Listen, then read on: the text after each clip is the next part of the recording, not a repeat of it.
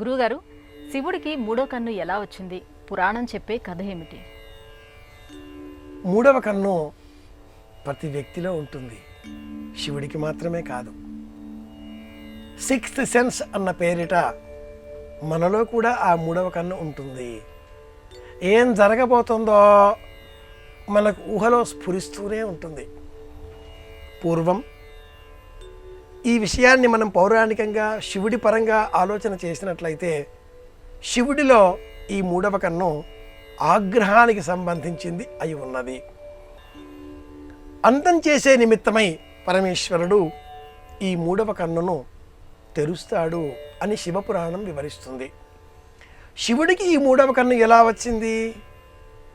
సందర్భావసరాన్ని గమనించినప్పుడు శివపురాణం చెప్పేటటువంటి అద్భుతమైన గాథ ఒకటి ఉన్నది.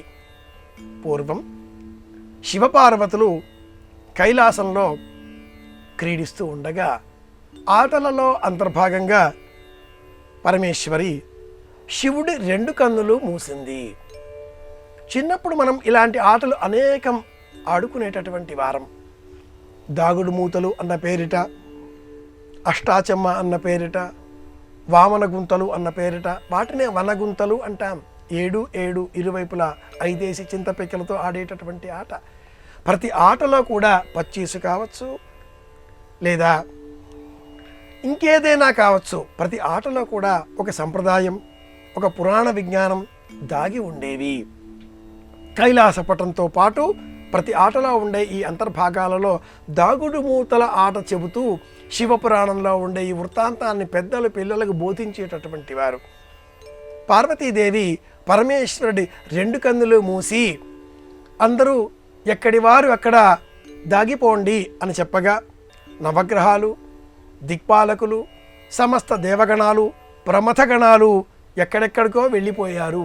తదుపరి పార్వతీదేవి కన్నులు తెరిచే నిమిత్తమే తన చేతులను తొలగించగా పరమేశ్వరుడికి కొంతకాలం ఏమీ కనిపించలేదు. మనకు కూడా ఇలాంటి ఆటలు ఆడినట్లయితే, కన్నులు కాసేపు అలా ఒత్తి పట్టినట్లయితే కన్నులు తెరిస్తే ఏమీ కనపడవు. మాంసపేశలములైన ఈ కన్నులు ఏ దృశ్యాన్ని చూడజాలవు. వీటి ద్వారా బుద్ధి గ్రహిస్తుంది. పరమేశ్వరుడు మరుక్షణమే మూడవ కంటిని తెరిచాడు. మూడవ కంటిని తెరవడంతో ఎక్కడి వారక్కడ దాగిపోయిన కారణం చేత ఎదరగా ఉన్నటువంటి రాక్షస గణాలు, దుర్మార్గాలు, అలాగే కాలానికి సంబంధించిన ప్రళయ భీభత్స దృశ్యాలు అంతమైనాయి. ప్రకృతి తిరిగి పునర్జీవనం పొందింది, సస్యశ్యామలమైంది. ఈ సందర్భంలో పరమేశ్వరుడికి మూడవ కన్ను ఏర్పడినట్లుగా శివపురాణం అభివర్ణిస్తుంది. మనలో అసహజమైన కామం ప్రబలినప్పుడు, మన్మథుడి యొక్క ప్రకోపం పెరిగినప్పుడు శివుడు మూడవ కన్ను తెరుస్తాడు. మన్మథుడు భస్మీపటలం అవుతాడు. సహజమైనటువంటి కోరికలతో, ఇష్టాలతో, ప్రేమలతో, మమకారాలతో కుటుంబం, భార్య, పిల్లలు ఒకటిగా ఉన్నప్పుడు ఆ కుటుంబం వృద్ధి పొందుతుంది. ప్రపంచంలో శాంతి పెరగాలి.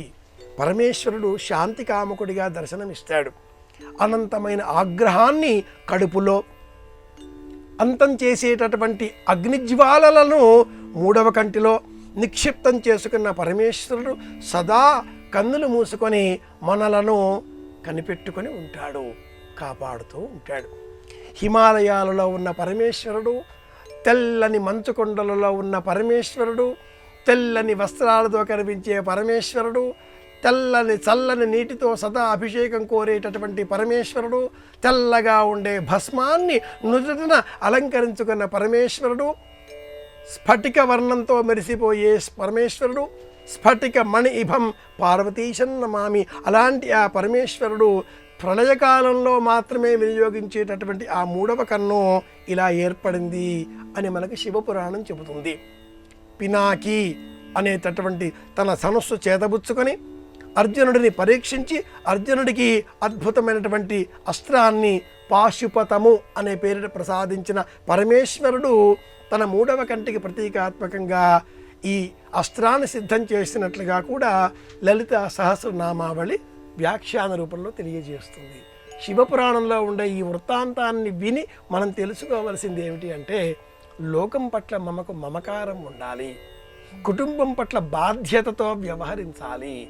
నేను, నా ఇల్లాలు, నా పిల్లలు, నా కుటుంబం, నా దేశం, నా ధర్మం అనే క్రమంగా మన జీవితం ఉన్నంతకాలం లోకమంతా వెలుగులే ఉంటాయి. నేను మాత్రమే అన్నప్పుడు చీకట్లు కమ్ముకుంటాయి.